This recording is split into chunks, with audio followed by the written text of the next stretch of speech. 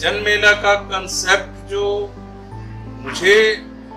दिखाई दे रहा है या मैं समझ पा रहा हूँ, बड़ा यूनिक सा है, जो अब तक इस देश की जरूरत के हिसाब से फ्रेम किया गया है, उसको डिजाइन किया गया है एक साइंटिफिक तरीके से, और इसमें लोगों की भागीदारी सुनिश्चित की गई। जिस रूपरेखा को ध्यान में रख करके जन मेला का कंसेप्ट बनाया गया है, नाम से ही स्पष्ट है कि ये लोकतंत्र के लिए ही सर्वथा उचित बनाया गया। और भारतीय लोकतंत्र जो दुनिया की सबसे बड़ी लोकतंत्र है, जिसको एक मजबूत लोकतंत्र में अगर हमें परिवर्तित करना है तो जन मेला जैसे कंसेप्ट को हमें बढ़ावा देना होगा। और मुझे लगता है कि जन मेला का ये जो कंसेप्ट है, जिसमें जनता को जागरूक किया जाएगा कि वास्तव में लोकतंत्र क्या है, लोकतंत्र की अवधारणा क्यों है, और लोगों के लिए और लोगों द्वारा अगर सरकार को संचालित किया जाए, जो लोकतंत्र का इसेंशियल है, तो लगता है कि जन मेला का ये यूनिक जो क्राइटेरिया है, या जो जन मेला का ये प्रयोग है, एक तरह से जो नया एक्सपेरिमेंट है भारतीय लोकतंत्र में, ये कहीं न कहीं मील का पत्थर साबित होगा और लोगों को लोकतंत्र में अपने अधिकारों के बारे में और अपने विकास यात्रा को सुनिश्चित करने के बारे में एक बहुत बड़ा बल मिलेगा। तो मेरे लिए ये जन मेला का जो अवधारणा है, वास्तविक रूप से एक लोकतांत्रिक अवधारणा है, और इस अवधारणा को मूर्त रूप देने के लिए जो प्रयास बैलेट बॉक्स इंडिया कर रही है, उसको साधुवाद देना चाहता हूं मैं। और वो एक मूर्त रूप धारण कर पाए, इसके लिए जरूरी है कि इसके जो भी एस्पेक्ट्स हैं, जो भी इसके डिजाइन किए गए पैरामीटर्स हैं, उनको लोगों तक ले जाया जाए, उनको समझाया जाए, ताकि वो बेहतर से बेहतर इंप्लीमेंट हो सके और लोगों को उस रूप में जागरूक किया जा सके।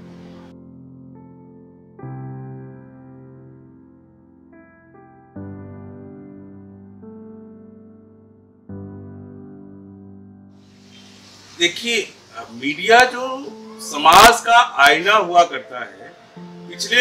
एक दशक में जिस तरह इस पर प्रश्न चिन्ह लगा है, और खासकर जब नया मीडिया का जो नए संचार के नए जो माध्यम के प्रचार प्रसार बढ़े हैं,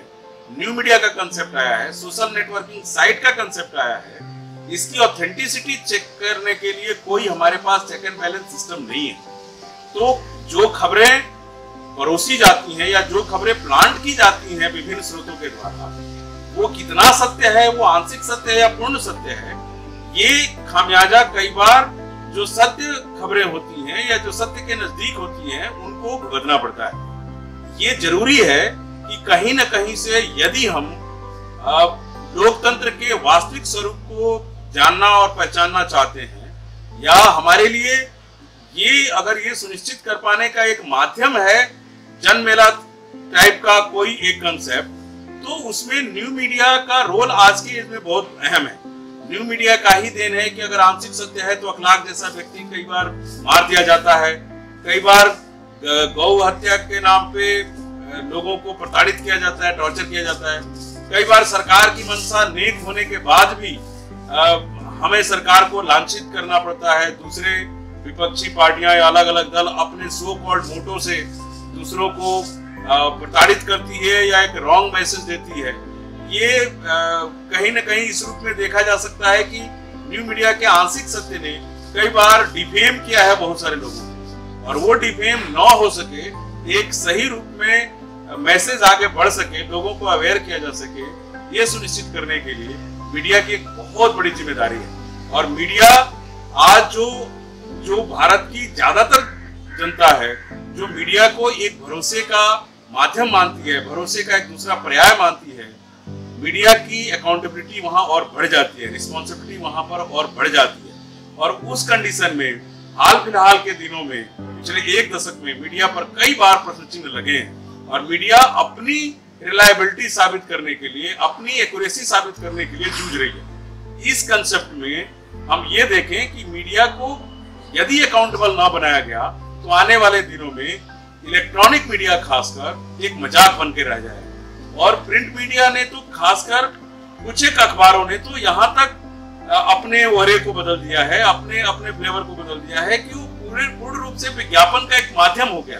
विज्ञापन के द्वारा मैसेजेस को डिस्टॉर्टेड ऑर्डर में जनता तक पहुंचाई जाती है। व्यक्तित्व का निर्माण किया जाता है। व्यक्तित्व जो वास्तविक है वो कहीं दिखाई नहीं पड़ता, जो मैसेज वास्तविक है वो कहीं दिखाई नहीं पड़ता। सरकार जो अच्छी नीतियां चलाती है वो आम जनता तक पहुंच नहीं पाती। विगत दिनों में सरकार ने जो चुनावी सुधार की प्रक्रिया शुरू की या नहीं भी शुरू की, उसका एक समुचित जो मैसेज है जो जनता के बीच में जाना चाहिए वो किसी रूप में जाते हुए दिखाई नहीं देता। और इसका कारण है मीडिया। मीडिया एक सेट एजेंडे पर आजकल काम कर रहा है और मीडिया को चाहिए, यदि मीडिया किसी अखलाक की मौत को दिखाता है तो उसी मीडिया को कम से कम केरल में हो रहे माइनॉरिटी जो हिंदू लोग हैं उनके ऊपर हो रहे अत्याचारों को भी दिखाना चाहिए और एक ऐसा मैसेज क्रिएट करना चाहिए जो कश्मीरी पंडितों को भी दिखाए। केवल ये ना दिखाए कि बुरहान अंबानी जैसे जो लोग हैं आतंकी के तौर पर अगर मारे जाते हैं तो उनका एक महिमा मंडित करके उनको दिखाया जाए, जबकि वहां के कश्मीरी पंडितों को मार के जब भगाया जाता है तो वहां के लोगों के बारे में या उनकी पीड़ा के बारे में नहीं दिखाया जाता। मैं ये नहीं कहता कि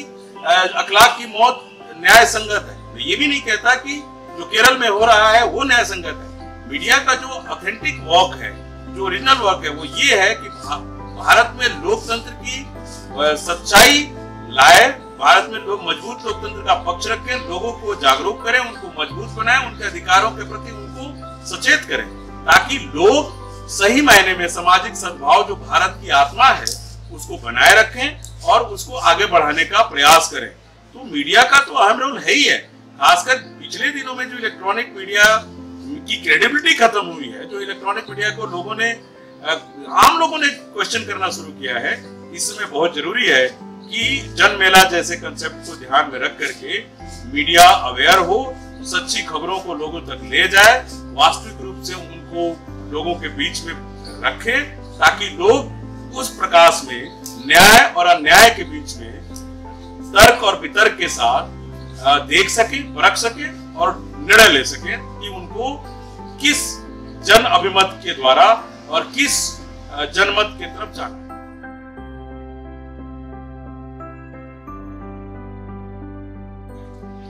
जो मौजूदा चुनावी प्रक्रिया है इसमें कहीं न कहीं से चेक एंड बैलेंस की कमी महसूस होती है, पारदर्शिता की कमी महसूस होती है, क्योंकि इस प्रक्रिया में हमने ये तय कर पाने में अब तक असफल रहे हैं कि जो चुनावी प्रक्रिया में जाने वाला कैंडिडेट है उसकी शैक्षिक योग्यता क्या हो, उसकी अपनी अकाउंटेबिलिटी क्या हो, उसके चुनने की प्रक्रिया क्या हो। आज भारतीय जो चुनावी प्रक्रिया है उसमें कोई भी व्यक्ति चुनाव लड़ सकता है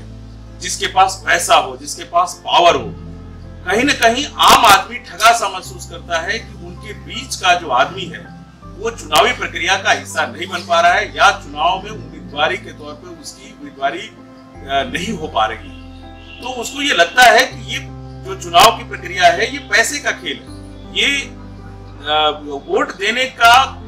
जो प्रक्रिया है वो केवल गरीब लोगों का है और वो पैसे जो कैंडिडेट उनको देता है, भारत में जिस तरीके से चुनावी भ्रष्टाचार है, जिस तरीके से मैनिपुलेट किया जाता है लोगों को रातों रात, जिस तरह से चुनावी नतीजों में ड्रास्टिक चेंज आता है, कहीं न कहीं से जरूरी है कि जो प्रक्रिया चुनाव की चल रही है वो प्रक्रिया जो बैलेट बॉक्स इंडिया जो जन मेला के माध्यम से चुनावी प्रक्रिया के रूप को लेकर आ रही है, उस प्रक्रिया में जो बेहतर चीजें हैं उसमें देखने की जरूरत है। जो मैं समझ पा रहा हूं, जो बैलेट बॉक्स इंडिया चुनावी प्रक्रिया की चुनावी प्रक्रिया की बात कर रही है वो ज्यादा ट्रांसपेरेंट है, पारदर्शी है। उसको अगर हम ले आते हैं तो जो चुनावी भ्रष्टाचार है भारतीय लोकतंत्र की उसको हम काफी हद तक कम कर सकते हैं। सुधार की गुंजाइश तो उस समय भी बनी रहेगी, लेकिन यदि 100% चुनावी भ्रष्टाचार आजकल है, चुनाव आयोग के इतना मेहनत करने के बाद भी चुनावी भ्रष्टाचार कम नहीं हो पा रहा है, तो मेरा ये मानना है कि जो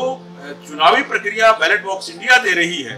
उस पर एक बार गौर करने की जरूरत है। चुनाव आयोग इसको देखे, समझे, परखे और ये भारतीय लोकतंत्र के लिए वरदान साबित होगा, ये मेरा विश्वास है।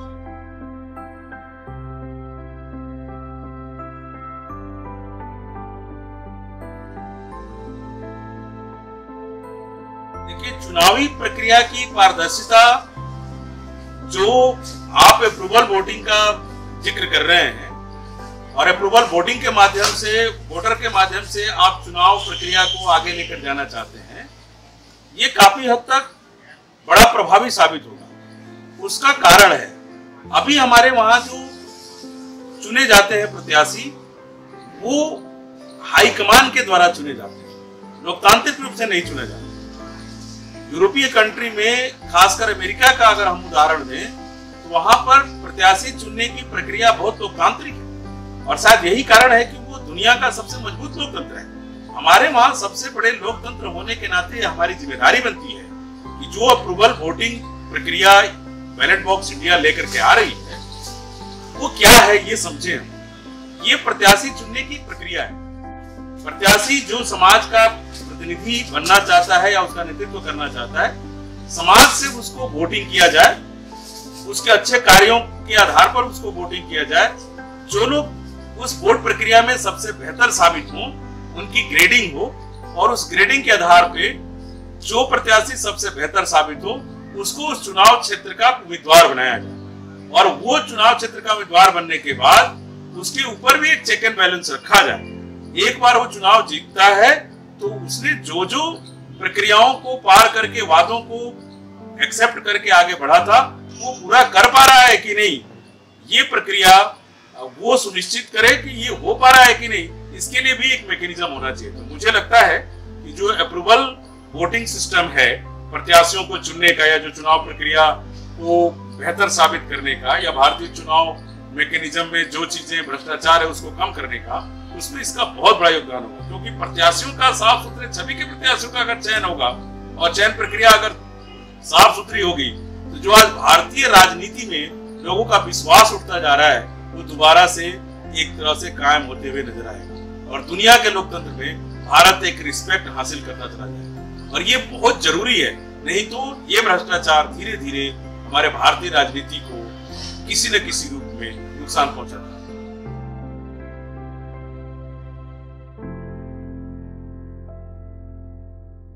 देखिए, देश की सरकार चुनने का जो अधिकार है, मेरे विचार से वो सबसे बड़ा अधिकार है, क्योंकि देश की दिशा और दशा क्या होगी ये मतदाता ही तय करता है। और जब मतदाता का इतना बड़ा जिम्मेदारी उसको निभाना है, मतदाता को, तो उसकी अपनी जिम्मेदारी बढ़ जाती है। और जरूरी है कि मतदाता जो चुनाव प्रक्रिया का मेन और अहम हिस्सा है और जो वोट करने जा रहा है, उसको ये पता हो कि किन मुद्दों के आधार पर वो वोट कर रहा है। उसको ये पता हो कि जिस प्रत्याशी को वो वोट देने जा रहा है, वो सच में उसका काम करेगा कि नहीं, वो सच में देश का विकास सुनिश्चित करेगा कि नहीं, वो सच में नौकरी की व्यवस्था करेगा कि नहीं, वो सच में शिक्षा की पर्याप्त व्यवस्था करेगा कि नहीं, वो सच में गलियां साफ सुथरे रखेगा कि नहीं, वो सच में सुरक्षा, लोगों की सुरक्षा सुनिश्चित करेगा कि नहीं। तो बतौर मतदाता की अपनी जिम्मेदारी बहुत ज्यादा है। बैलेट बॉक्स इंडिया ये प्रक्रिया ऑलरेडी शुरू कर चुकी है और मैं इनको साधुवाद इसलिए भी देता हूँ कि जो इनकी अपनी प्रक्रिया है अप्रूवल वोटिंग की, या उम्मीदवारों को चुनने की, या जो जनमेला का कॉन्सेप्ट है, इन सभी के द्वारा मतदाता को उन सभी चीजों के लिए जिसका जिक्र मैंने अभी पूर्व में किया है, वो जागरूक करेगा। और यदि जागरूक मतदाता होता है तो आने वाले दिनों में जागरूक नेता भी बनेंगे और पार्टियों की जिम्मेदारी, उनकी जवाबदेही बढ़ जाएगी। और अगर ये जवाबदेही और जिम्मेदारी बढ़ती है तो देश में व्यापक सुधार की प्रक्रिया एक चल पड़ेगी और स्वभावतः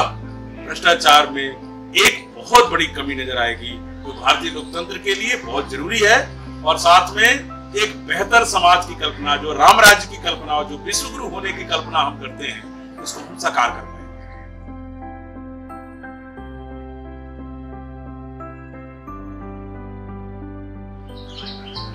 देखिए, जिस तरीके से सरकार का अपना कार्यप्रणाली है, छोटे छोटे जो डोनेशंस होते हैं उसको भी रेडार में रखे हुए हैं। मुझे लगता है कि पॉलिटिकल पार्टीज को, एनजीओज को, या और भी जो सामाजिक जो संस्थाएं हैं, चाहे प्रेशर ग्रुप हो या इंटरेस्ट ग्रुप हो,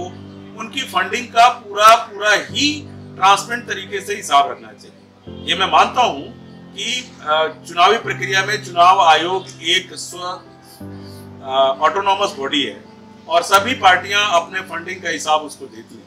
लेकिन इससे आम जनता को ये पता नहीं चल पाता कि फंडिंग कहाँ से आ रही है, किस रूप में आ रही है और कहाँ जा रही है। तो एक बहुत बड़ा माहौल इस बात का बन रहा है कि पार्टियां जो हैं गलत तरीके से फंड लेती हैं, बड़े उद्योगपतियों से फंड लेती हैं और उनके हित के लिए कार्य करती हैं। तो फंडिंग का ट्रांसपेरेंट होना, अगर 10 रुपया भी कोई दे रहा है तो वो वेबसाइट पे आ जाना,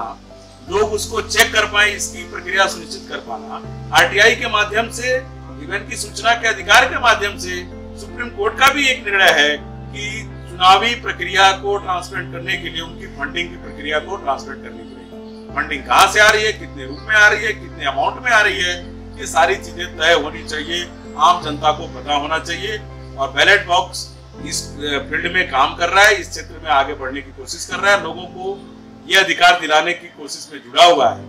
मैं चाहता हूं कि सरकार भी इस पर सोचे, चुनाव आयोग भी इस पर सोचे और पॉलिटिकल पार्टी की अकाउंटेबिलिटी केवल चुनाव आयोग ना हो, वो आम जनता हो और आम जनता को पता होना चाहिए कि फंडिंग कहाँ से आ रही है, चाहे वो 1 रुपए की फंडिंग हो, 1 लाख की हो या 1 करोड़ की हो, वो जनता को जानने का अधिकार है और इसमें किसी भी पॉलिटिकल पार्टी को गुरेज नहीं होना चाहिए। वर्तमान सरकार ने कुछ सुधार की प्रक्रिया शुरू की है, लेकिन इनकी मंशा सुधार की यदि है, जो दिख भी रही है, तो मुझे लगता है कि जन मेला की प्रक्रिया में जो जो चीजें बताई गई है या बनाई गई है, लोगों को फंडों के बारे में पता होना चाहिए, फंड्स कहाँ से आ रहे हैं, अनुदान कहाँ से लोग ले रहे हैं, इन सभी के बारे में लोगों को पता होना ही चाहिए। और यदि नहीं पता होगा तो ये भ्रष्टाचार का एक नया शक्ल होगा, जो कि किसी भी तरीके से लोकतंत्र के लिए उचित नहीं।